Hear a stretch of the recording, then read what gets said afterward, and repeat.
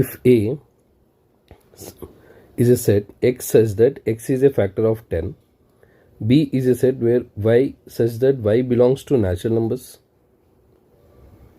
and Y less than or equal to 5 greater than 1.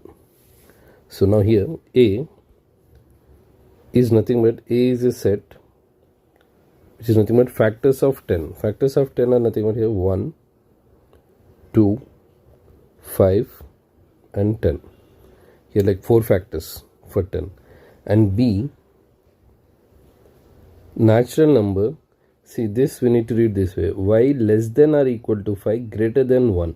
Greater than 1 means natural number starts from 1, but we cannot take 1 because here it is clearly Y is greater than 1, less than or equal to 5. So 2, 3, 4, less than or equal to 5, so I can take 5. Now here I got two sets A and B. In these two sets I have some elements common like 2, 5, 2 and 5.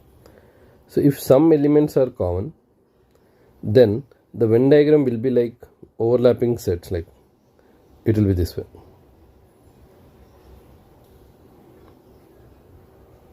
The Venn diagram, so this is universal set. Here I'll take A and one more I'll take B. A and B you can draw. Now because some elements were common like 2 and 5, so that's why we need to draw this type of sets. If nothing is common, then if elements are not common, then disjoint sets. If all the elements of A are in B, then it will be subset. It will be this way. So here only some elements are common, so we need to do in this way. Now first always fill the elements which are common like 2 and 5. So here you write 2 and 5, and in set A 1 and 10 are left, so 1 and 10.